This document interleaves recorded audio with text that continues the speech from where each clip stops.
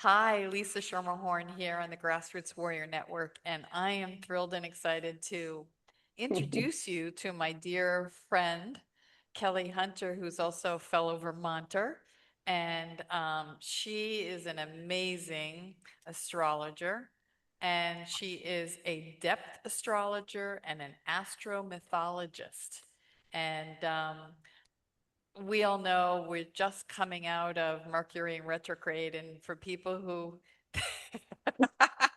don't quite understand what that is, it's been crazy energy. So I'm excited to talk to you about we've just come out of it. So what we just went through and where we're headed now. Well, just think of the last month, just the last month, because it started with a solar eclipse on February 17th, the beginning of the year of the fire horse. Yeah. And there were so many other dynamics going on. And now we just had another new moon on, let's see, yesterday on the 19th. So I'm not sure when you're airing this, but I called it the equinox new moon because it's so close to the equinox. And so that was the first new moon since February 17th, which seems like ages ago. And of course, we had the whole Mercury retrograde thing, um, which started at the end of February, like almost the last day of February. And so in the sign of Pisces, which last year at this time, we had a whole lot of Pisces going into Aries, then it went back into Pisces, then it went back into Aries. So this year we're having a similar thing with the Mercury retrograde, kind of looping back and pulling in anything we sort of left behind or spaced out on or need to deal with. And so it went back as far as tapping into what was going on last fall with the eclipses in September, also with some things going on in August, and then even until last year at the end of March. So Mercury retrograde was just kind of bringing a lot of things back in to kind of tie it in a neat little bow as we could do. But it's been, just a little crazy making because number one, we haven't been able to take it easy or count on anything. It's like, well, now what's happening? Yeah, because for those who aren't really familiar with Mercury in retrograde, it's really a bringing up of your old stuff, right? To clear. So it's like reminding you of what is left behind and causing us to look at it. And s- Mhm. so is it stuff that we is unconscious or doesn't matter or This conscious? particular one, since Mercury's been retrograde toward the end of Pisces, and the new moon was at the end of Pisces, and we're about to go into Aries, which is the first sign of the zodiac, there was a lot of, kind of things to sweep away, to let flow away, to let go of, to feel through. And so there was an extra load if we've been ignoring that or not dealing with that. And Right. it's also been not only personal stuff, but collective stuff, which with Pisces, we feel it. We feel the mood, right? We feel all the gestalt, that's going on with a lot of crazy making stuff and uncertainty and denial and head in the sand and then Pisces is a sign that will often turn to addictive habits just to kind of chill. And so some of that isn't working either. Right. And not to mention dream time and sleep time is at a premium. So this has been a particularly challenging one. And yes, so it can, like I just said, loop back further, or it can just go back over the last 3 weeks because it gets to a certain point and then it turns retrograde and goes back to where it was 3 weeks earlier. And then it turns forward like it is right now on equinox, which is like a fabulous moment. And then it moves forward and covers the same territory again but having let go of stuff or clean some stuff or process some stuff. So it's like a more of a clean start. And I've been thinking about how it's kind of like the windshield wipers on a car. It's getting the rain off so because we can't see through the windshield if it's raining or if it's dirty or the birds have been dropping on it or the the flowering trees have been dropping on it. So we have the windshield wipers on so we can see more clearly, which we need to be able to do as we go into Aries, which is the fresh, clear start.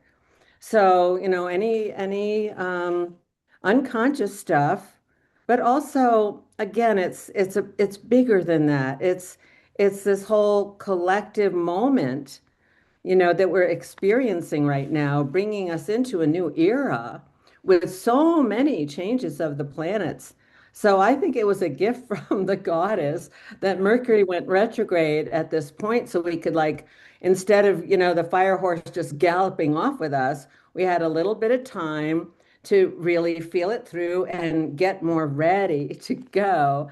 And now the go sign is happening. So off with the fire horse, and we're going to be in Aries. So like today we're in Aries, and there's some other planets that are also have moved since last year into Aries, and like I said, they went back into Pisces and back into Aries this year in January and February, and that includes the planet Neptune, which is about our collective dream, like our collective vision.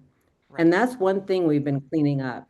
What is your vision? Get all that doubt and anxiety out of the way and get clear on your vision and what you want to be experiencing and initiating in your life moving forward.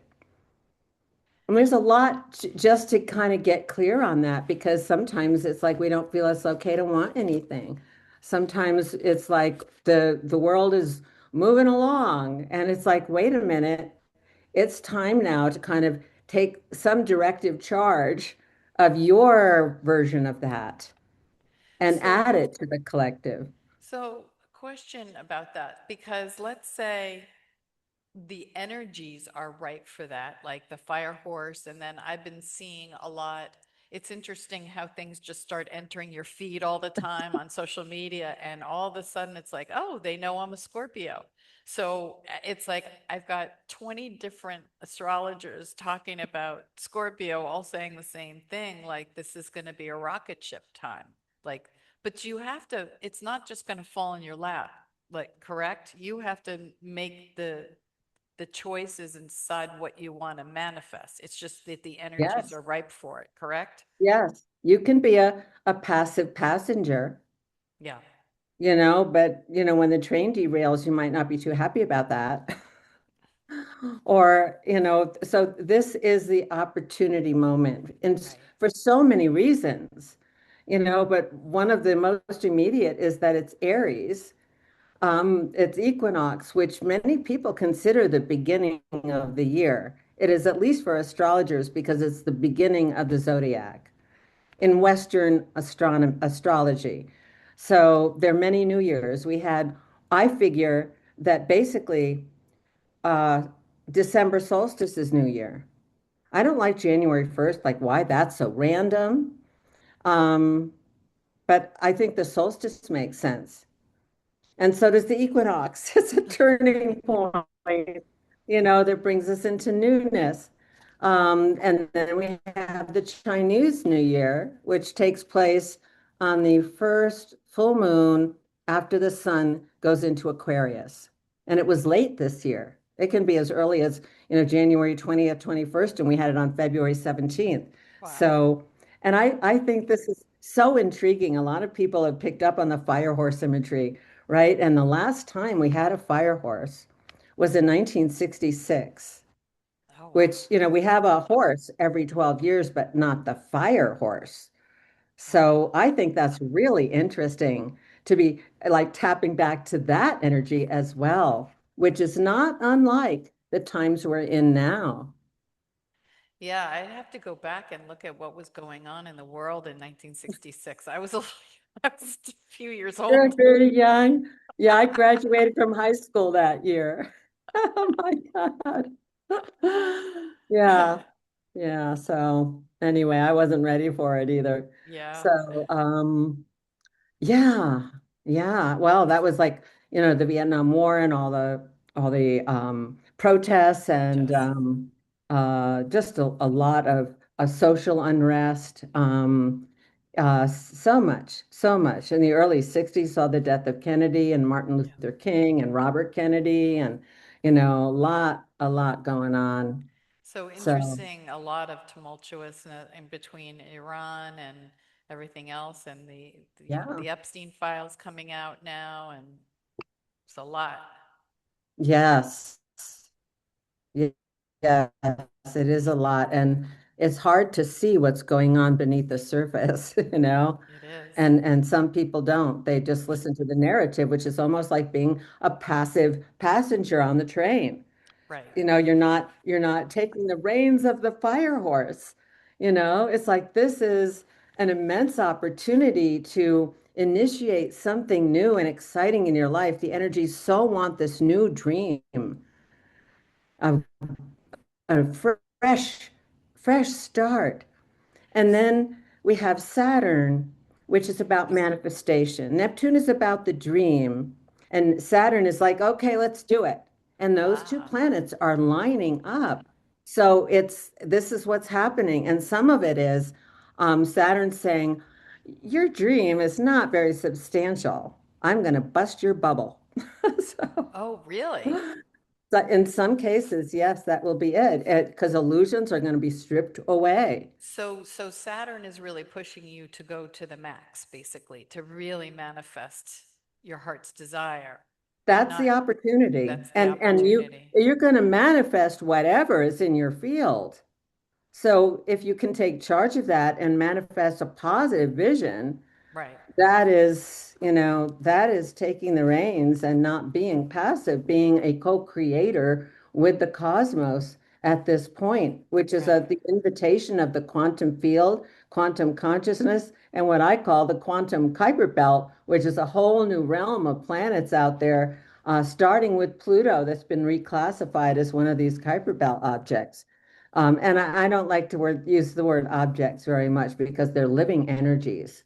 Right. And there's so many of them that are about being a creator, because so many of them are being named after indigenous creator gods from all over the world, and including two of Tolkien's characters from the prehistory of Middle Earth, the That's so funny. archangels that wanted to manifest the vision of God on Earth, so and that is being renewed.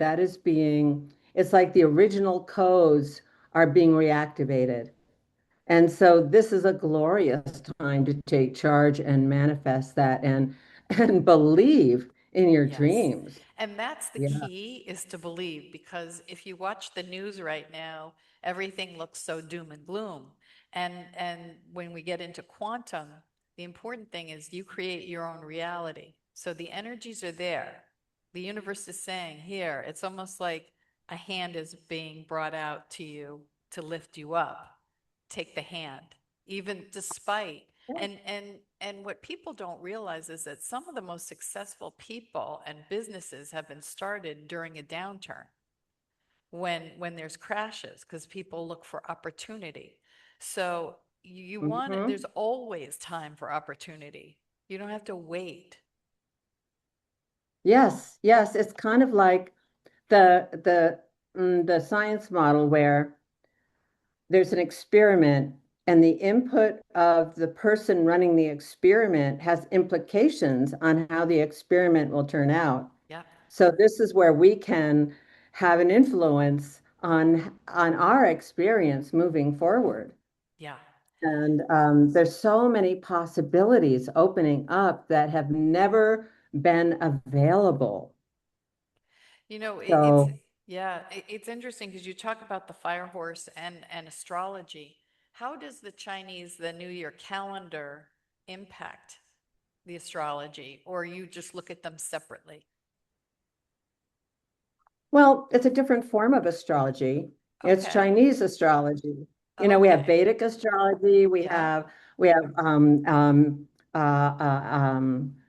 Mayan astrology, we have classical astrology, Hellenistic astrology, Western astrology, sidereal astrology. You know, there are a lot of Wow. astrologies and they are all valid on their own terms. So, you know, it's interesting to look at the various ones, but in terms of, you know, getting it together and using it, you know, you make choices as you go along as to, you know, your own path. Right. So that's kind of, you know, it's kind of like the medical field, we could say, you know, because you have to choose, you choose specialties. Are you a general? Are Right. you, you know, like, are you using Chinese medicine? Are you an acupuncturist, a homeopathist? You know, there's so many choices in any field like this. Wow. I didn't realize that. I know of Vedic, and I didn't really think of the Chinese calendar as astrology. That's so interesting. So you Yeah. can tap into Yeah. the energies. Yeah, that's so cool. Yeah. They have the 12 signs with the animals, and then they have five elements. So five times Right. 12 is 60, which is why we get the fire horse only every 60 Okay. years. Yeah. Very cool. Very cool. Yeah, Yes, I it's think so fascinating. yeah, I was born in the year of a tiger. I believe that, Yeah. Lisa. I'm an ox, which I consider quite an oxymoron Yeah. because I'm a Sagittarius and I move faster than an ox. But I guess there's something in me that's stable and has been an astrologer for like, my God, almost 6 decades. But you're also So strong and you are strong and stable. I can definitely see you. You don't have the stature for it. You're very petite, but I can see your energy is that. I'm That's not funny. petite. Oh, I think of you as I don't feel like I'm petite. well, Well, I did shrink an inch. I shrunk an inch, no, but not short. I mean petite oh, in stature. You're slim. okay. I used to be a kind of round tomato girl when I was a Yeah. teenager. But anyway, you know, um, so there's so many changes going on. Right. And one so so over the last 2 years, Pluto changed sign, maybe 3 years by now. Pluto changed sign, which it only does every, you know, 20 years or so, generally, Right. because its orbit is 248 years around the zodiac. And we did a video, oh my gosh, a while ago about how Pluto had returned to where it was in the United States chart based on the Declaration of Independence. Right. Right. And it was like a renewal of our country and the foundations upon which we are built. So the another planet is the one I just mentioned, Neptune, that takes 165 years to go around and spends 14 years in a sign. So we're just coming out of Neptune in Pisces, which started in there in 2011, 2012. And now it's gone into Aries, which is a completely different sign. You know, here we have Pisces going with the flow, and Aries is, I'm on it. You know, kind of thing. So And which then, oh, I'm sorry, go go ahead. ahead.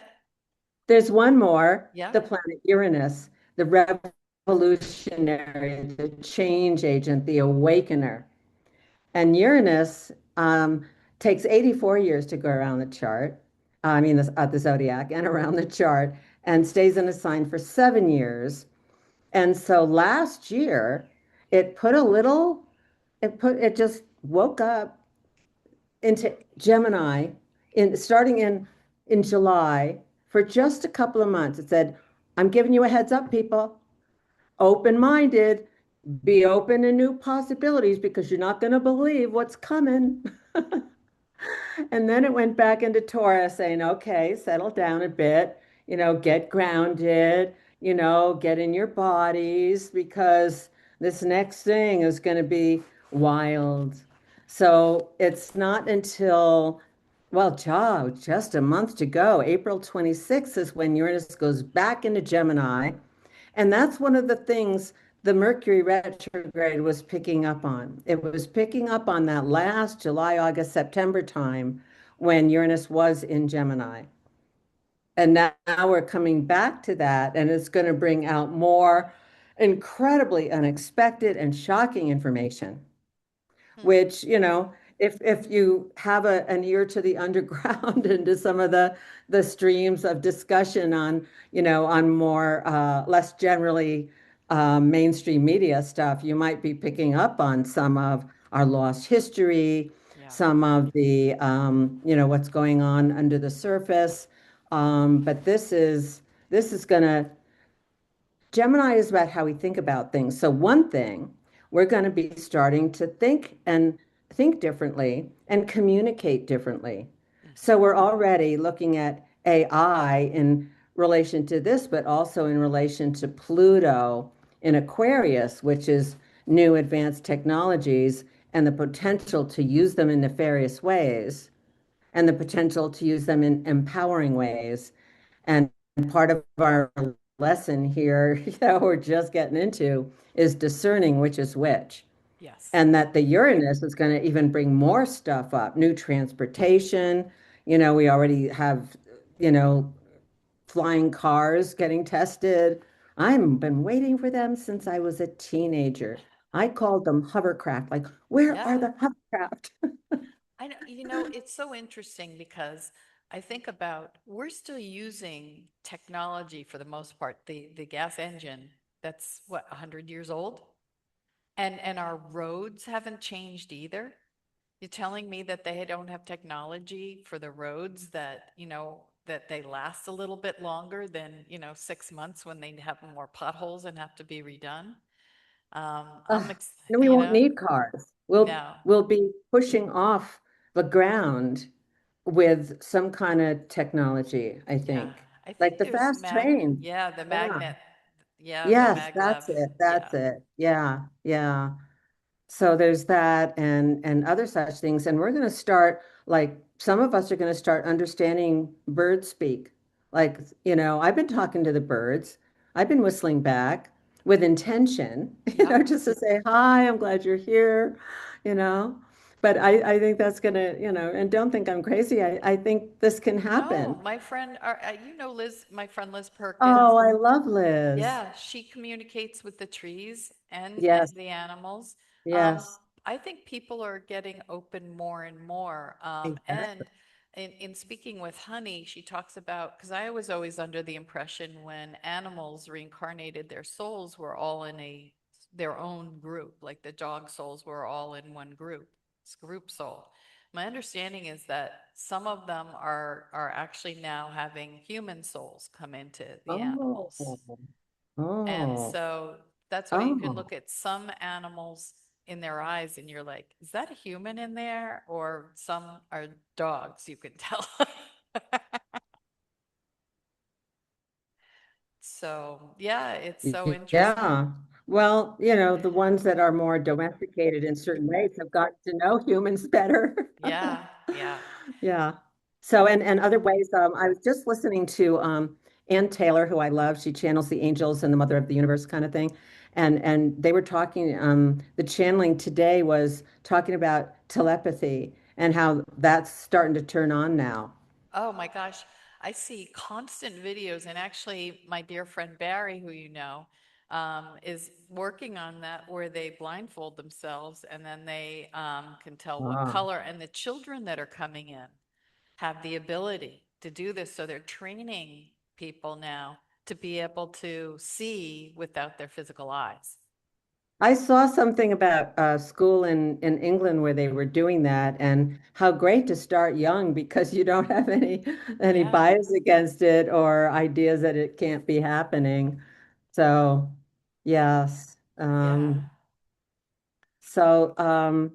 I thought I wanted to bring up a couple of dates in the next couple of months. I already gave one, which is Uranus going into Gemini. yeah. So that means Pluto and Neptune and Uranus, what we call the three outer planets that are like the signs of the times in terms of what's changing in human consciousness, all change sign within a year and a half. So, Wow. that Uranus date is April 26th, and the day before that, Venus goes into Gemini as well. So it's Venus and Uranus going into Gemini at the same time.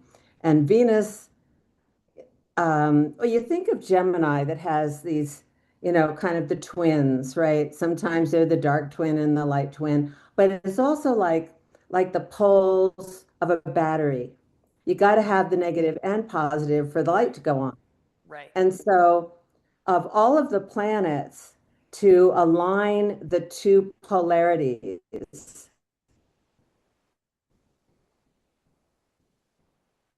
Whoops. Venus is great because Venus is the goddess of attraction. She's great in Gemini. And she also, therefore, at that point, can connect the higher mind with the lower mind. In other words, the higher mind and the heart. So that is a beautiful alignment to join in with Uranus that, is like electricity. So we've got the electromagnetics going on at that very point. Sounds like there could And be some love matches then.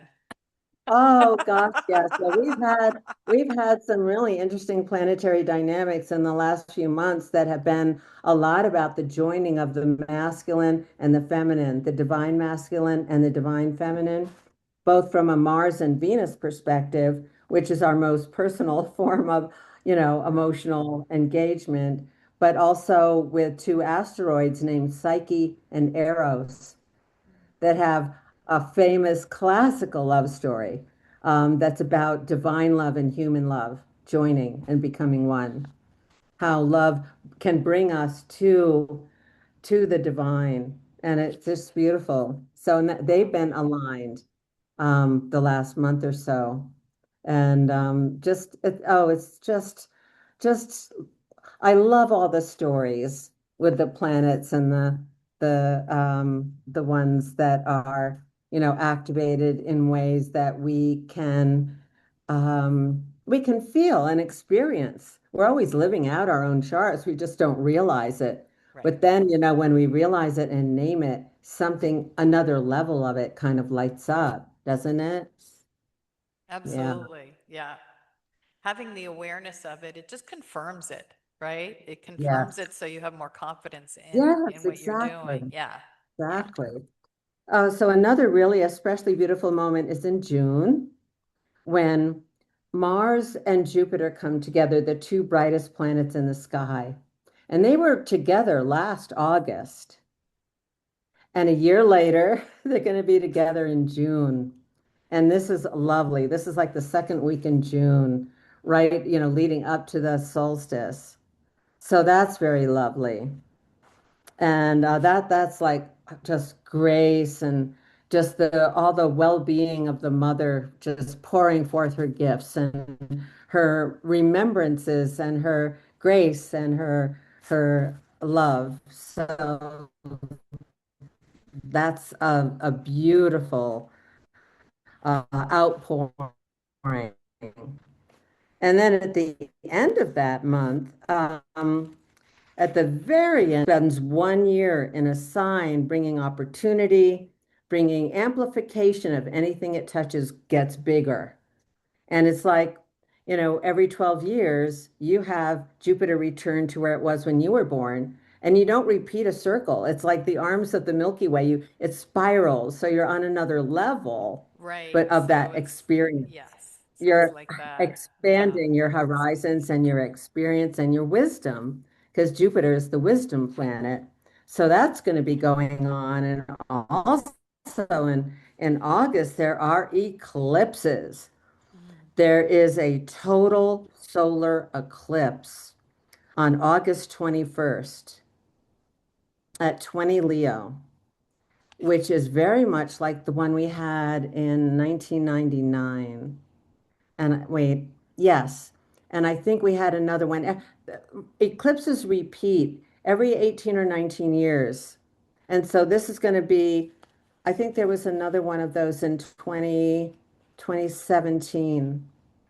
Yes. So that would be 1999, 18 years later, 2026. Here we are. Wow. So that's very powerful in terms of leadership in terms of creativity, in terms of opening hearts. So that's a glorious moment. And let's see. There's always a follow-up eclipse too. There are always two eclipses, one of the moon and one of the sun. So that's going to be the one of the sun. And then there's going to be a partial eclipse of the moon on August 28th.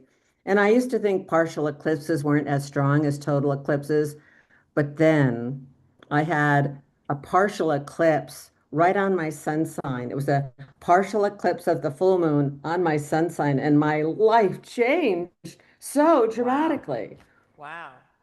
Yes, So are there any yes. particular signs that are going to be impacted more than others, or is this really about everyone kind of moving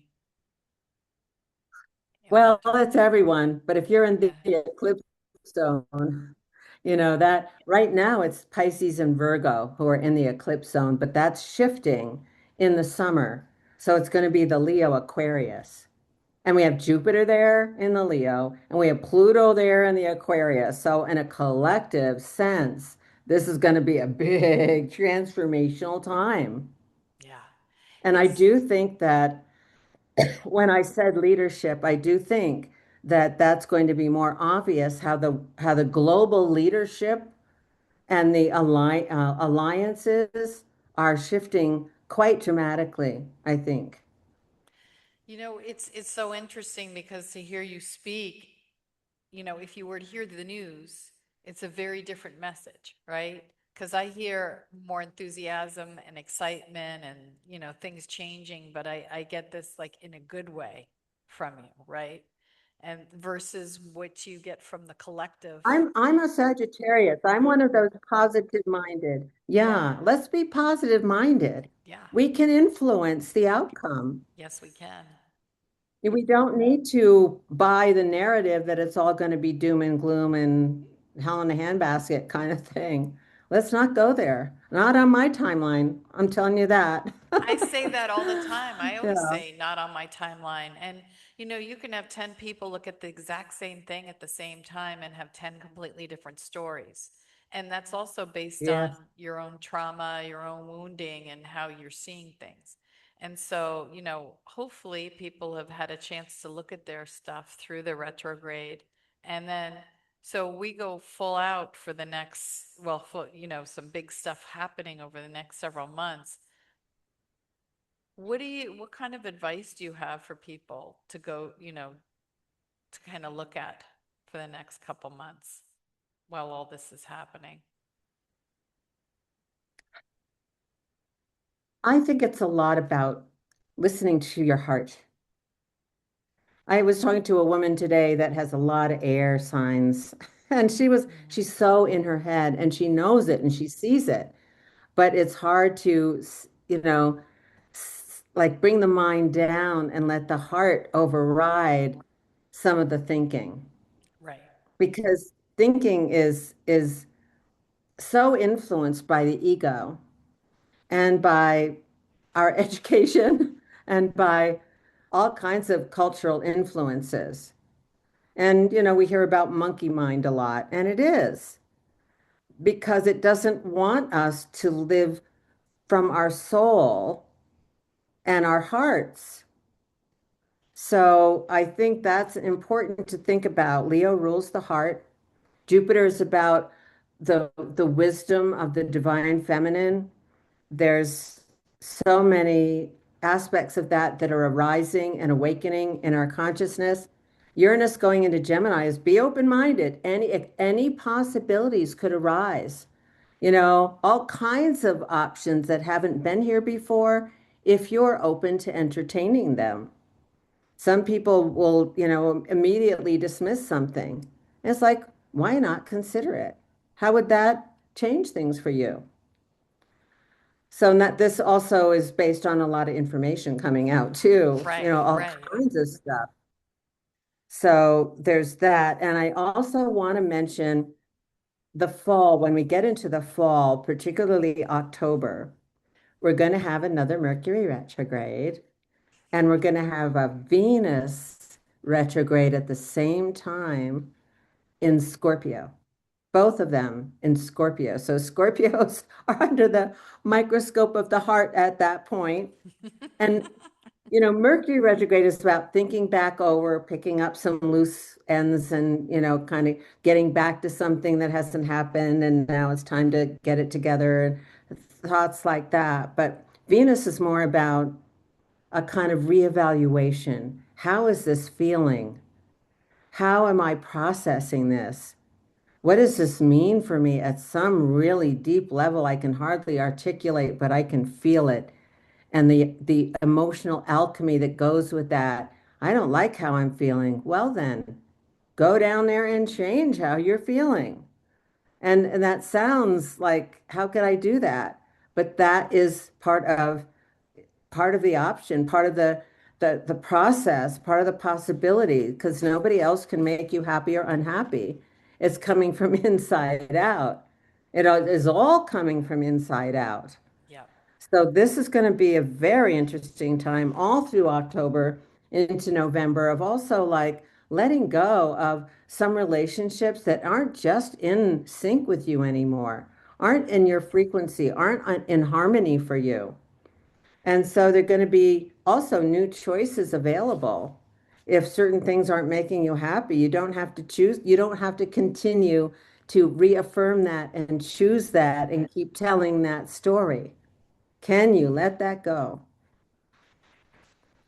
No, So, and actually that's the work I do is helping people let go. And yeah, one of the greatest gifts that I had to learn was the surrender, right? It's let yes. go and then surrender. And it's And taken me around the world, literally, that so, what surrender. do you surrender to, Lisa? So I have an I have an image, an idea of what I want, but I let go of what it's meant to look like. I hold on Oh, to the feeling of it. Like my dream has always been to travel. And then all of a sudden, out of the blue, as of last June, I had no idea that in September and October, I'd be spending a month in Europe. It just happened. Like all the opportunities lined up, and then it was supposed to be just to in Prague, and then Prague became um, Ireland, and then Spain, Marbella, Spain came, and then another opportunity came to go to Portugal. So it was and like, you said yes. and I said yes. And that's the other thing is saying yes, not going, how am I going to afford it? I can't leave. All of these things. It's easy to say no, but when an opportunity gets brought to you, I had the time of my life. I had an amazing time. And then I knew I wanted to come to Mexico. I had no idea what it was going to look like. My daughter was having a baby, and I didn't know when I was going to leave. And now, when I travel, for the most part, I do one way there, and then I don't book my Ah, return until I'm because something else might come up. So I know that freaks a lot of people out. And sometimes it's costly because my return ticket from Europe cost me a little more because I waited too long. But I didn't know some other mhm. opportunity was going to come up and I didn't want to lose out. Yeah, yeah. And that's that's having faith, but it's also you know, trusting the process. And that's a Yes. Scorpio motto. Oh, is Trust the it? process. Yeah. Yeah. Yes, yes, it is. Because That's once you're in a process, it is something is shifting and it's hard to see what it is, but you can feel some of that change going on and you can see certain events or situations are different than they were, but it's an unfolding and it happens in the moment. You're trusting the moment. You're surrendering to what's going on now and what's arising. And that's the be here now. That's the be as fully present as you can in each moment. right.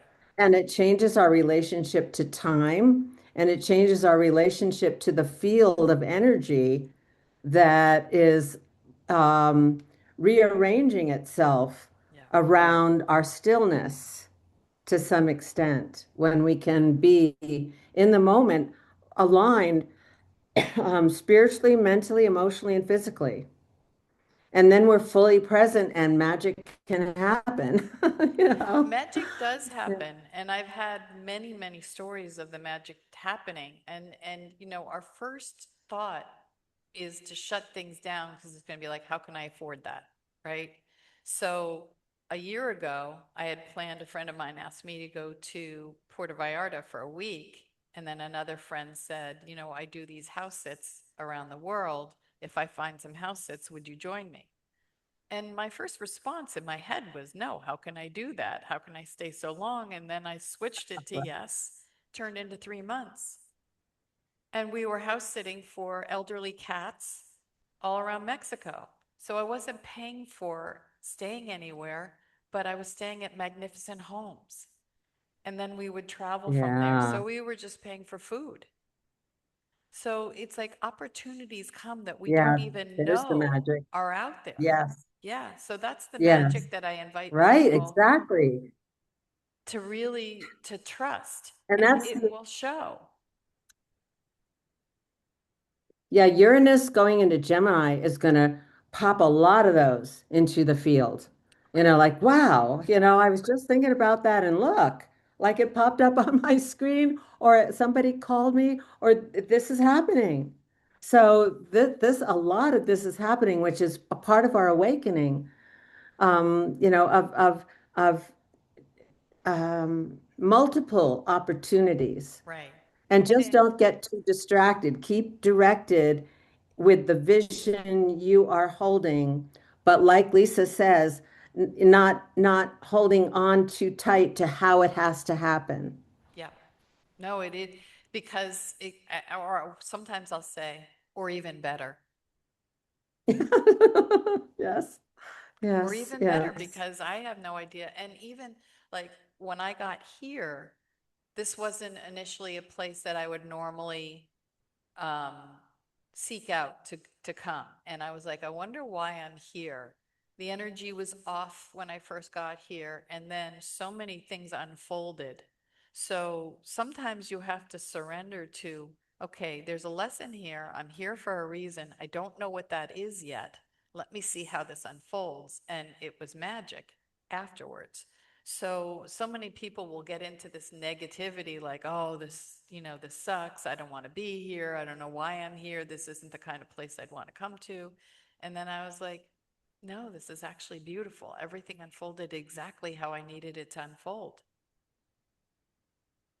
Well, there's the acceptance and the Yes. allowing of the energy to guide you. Yes. But one thing I've been thinking lately with the combination we have of Neptune, which is like the dream, the vision, and Saturn, Saturn is about shaping the energy as it's moving forward. It's shaping it. It's like working with clay. The clay has its own properties, so we can't do just anything, but we can shape it as we are using it and experiencing the energies as they're coming. And this is so new. This is a whole different way of living and of viewing things. It's a paradigm shift, in fact, like a major one we're in. Yeah. Yeah. No, it's exciting times if you allow it. Yeah. If you look at things as, change can be good. We don't know what the outcome is yet. But everything, it's like when you turn things over, you're ripping up, you're seeing the roots, and then everything has to be replanted. So we're ripping up the roots. Some like it's a plant in a pot that it's got root bound. Yeah. It can't stretch out and grow more. So Yeah. we are like that. We have to let go of attachments to the past, like that John Lennon song that always makes me cry. There are places I remember all my life, though some Yeah. have changed, some forever, not for better, some are gone, and some remain. Oh, that just always gets me. That is beautiful. I have the chills right now. It is a really Yeah, beautiful song. So, yeah. if anything, I hope people get from this is there's hope. The energies are really amazing right now. Take advantage of it. If you have something that you're dreaming of that you want, now's the time to launch it. now's the time to at least start thinking about what you want it to look like. Every day, water it like a Yeah, plant. yeah. Yeah. So, oh my gosh, any last words or anything, or you think we Oh, covered? it's something you said before, and it was like, opportunity in times that look drastic. Yes. And there's chaos theory, which is like it's really chaotic out there right now. But in chaos theory, if you can find the heart of the chaos, that's where the new seed is that's going to unfold into the next level of experience and consciousness. So there's this chaos out there, but there's the seed you can find and water that is going to be the solution to, it's like the eye of the hurricane directs the hurricane and the wild winds go around it, and we don't want to be in the wild winds. We want to be in the eye of the hurricane, and that as still a point as we can find within ourselves of that calmness that allows us to envision forward with confidence. Yes. Yeah, Jupiter and Leo is going to give us a lot more confidence. I love If that. you're welcoming it. Oh my gosh. Yeah. Well, this was amazing. You are so brilliant when it comes to this. It's a language of its own. Yes, it It is. really is. And I learn so much every time I listen to you. And I don't always catch everything with all the houses, but I love the way you explain things and I love the way you put it together. So I have a sense of the trajectory and what things to Yeah. look for.